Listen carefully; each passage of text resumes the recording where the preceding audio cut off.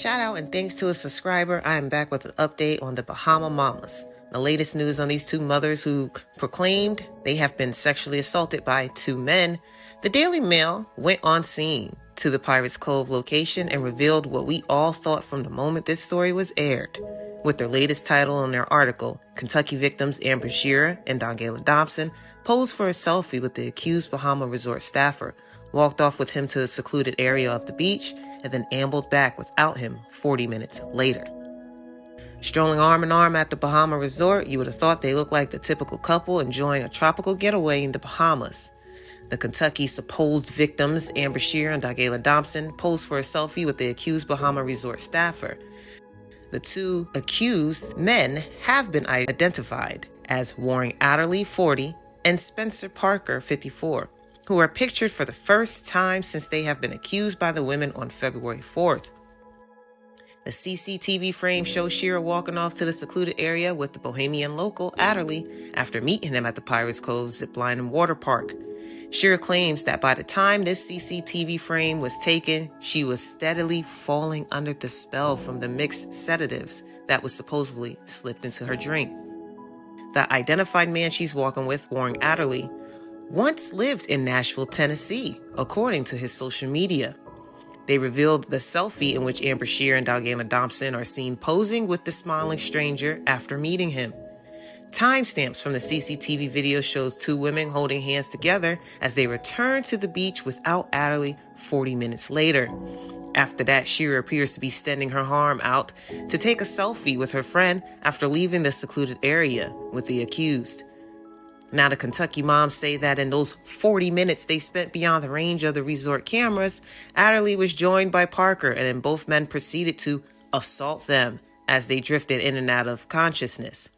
Parker told reporters during a call that he was eager to give his side, but declined to speak further after consulting with an attorney. Adderley maintains his innocence and insists that the two women were willing participants in a consensual encounter. Now, the men have been silent, but recently they have spoken out against the accusations against them.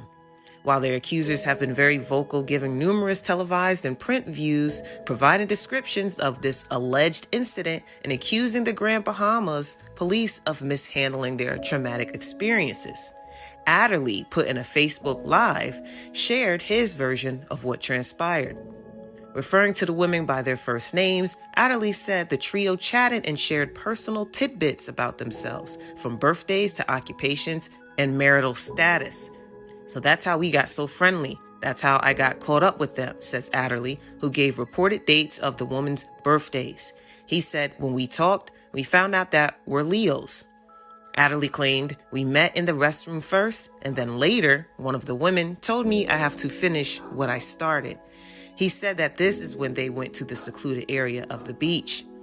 Adderley maintained, I kept telling her I didn't want to get in trouble. However, he said, he gave in and they became intimate. Now, putting the frames in order, among the images is the shot of the two women walking through the main entrance at 8:25 a.m., Shearer in denim and Dobson in the pink dress. The carnival usually sells passengers packages of $57, but has released a statement insisting that the pair were on an independent shore excursion. So the women opted out of that package to pay their $16 cover fee. The timeline also prepares investigators, with Adderley being seen interacting with Shearer and Dobson at 9:50 a.m. The trio posed for the selfie, which Adderley posted to his very own Snapchat, before they were seen again heading towards the western end of the resort at 10:08 a.m., with Shearer walking beside him. She appeared to be arm in arm with Adderley, who is the one wearing the green shirt, dark pants, and clutching what looks like a beer bottle. The CCTV footage shows Shearer walking off with him to that secluded area 10:09 a.m. after that selfie was taken, while Dobson was not seen, trailed behind. Dobson said she supposedly grabbed her bag and gone after the pair, who were heading towards that overgrown area just beyond the Pirates Cove perimeter when they vanished from sight.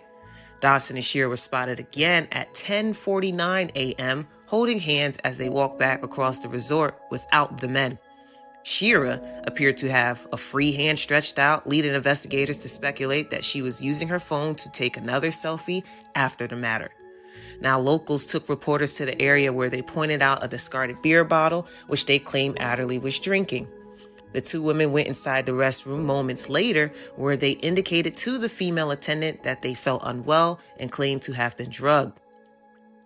Shira's statement to Chris Cuomo last month was, "The man who assaulted me, he was the one who directed me to go to find those seashells I came to in the process of my assault."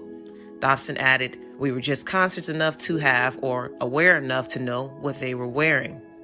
The man who raped me, he was the one that directed us as to where to go. Find the shells. To find the shells. I woke up. I came to in the process of my rape. The man who raped me, the lady, the lifeguard, I think her name was Coletta, said that the man who raped me hadn't even been working there an entire week. Now, Shira and Dobson was slamming the treatment that they received from police, claiming they were treated as criminals, and that's why they refused the essay kits. But the two moms also claimed to have undergone toxicology tests on their journey home, which identified cocaine, opiates, and benzodiazepines, a type of sedative, in their blood, but very little alcohol. The Royal Bahamas Police Force spoke out and insisted its officers treat the alleged sexual assault with the highest level of professionalism, privacy, and sensitivity. Emergency medical services offered medical assistance to the victims, which they did decline, signing a waiver and then leaving for their cruise ship in a private vehicle, the police force said in that statement. They have recognized the gravity of the incident. Our officers boarded the cruise ship, providing a sexual assault kit in hospital form to the ship's medical doctor, and obtained signed statements from these supposed victims. When the reporters visited Pirates Cove, employees were extending the perimeter fence to stop guests from wandering off to these wooded areas. It's a smear on the entire Bahamas, bristled a restaurant owner of a beachfront club. Another local added the security are always going back and forth, and they even have undercover police. Gerson, the woman's lawyer, insisted, however, that Carnival Cruises had a legal obligation to warn his clients of the dangers they faced when heading ashore. He said the accused resort workers should come forward and give an on-record testimony if they claim these women are lying. Now, the two friends claimed that within 15 minutes of receiving their supposed spiked drinks, they were barely able to stand. Yet, they didn't come back into security's camera's sight until 40 minutes later, walking and seeming coherent to continue to take another selfie afterwards. They felt drugged from the drinks after 15 minutes, yet they still chose to walk with strange men, supposedly, to a wooded area to look for seashells. Not the beach where they're usually found, a wooded area for seashells, arm in arm with the accused, like they are very fond of each other. And what's even crazier is they wasn't at the resort long, because their footage shows that they met with Adderley an hour and 20 minutes later. These women came back walking without any care as to something even happening to them, to be found in a bathroom later claiming assault. Now, what these women did forget was that important selfie picture they took with one of the men they accused while they tried to conjure up this story to hide the fact that they were really feeling regrets for having a wildlife freak-off with men in the woods. A real big freak-off with a man she claims to not know, but he coincidentally lived a state away in Nashville, Tennessee before.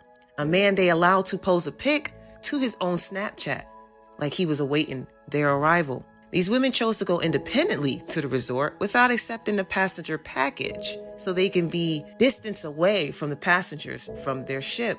My first reaction on seeing these lying women was watching Shira make a crying face the whole time they were being interviewed. Kind of led me to believe she was the ringleader in this situation, who convinced her wingman friend to go along with their plan. Dobson constantly trying to explain the scenario to the media like she's covering for her bestie, all while trying to hide the giggling expression she has watching her continuously lie to the media. This was a consensual encounter, stated by Adderley, with names, birthdays, and full conversation with the women. This is why they had to create a witness to be on their behalf. That witness, LaDonna Batty, the nurse practitioner and fellow passenger, coincidentally, that still states that she is 100% certain they are telling the truth and came forward after the initial story was given. And of course, you have their lawyer on their side, who is most willing to back them up for a lawsuit and expect a high pay cut if they win. If you ask me, the women, the nurse, and the lawyer are all in on the scam. They are hustling Pirates Cove and the Bahamas. This whole story is a lie, and the women just want to play victims. There are many men that are highly aware about these spots women go to live out how Stella got her groove back, and they have been caught time and time again lying about their own actions. There are little party moms looking to have fun away from their husbands. Their husbands that have not even spoken out on their behalf because they know something isn't right with their story. Now, Adderley speaking out and Parker ready to speak on his case until a lawyer informed him not to shows these men have the real breakdown of what happened that day. They know, just as we do, that these women came here to play out their very own Caribbean fantasies.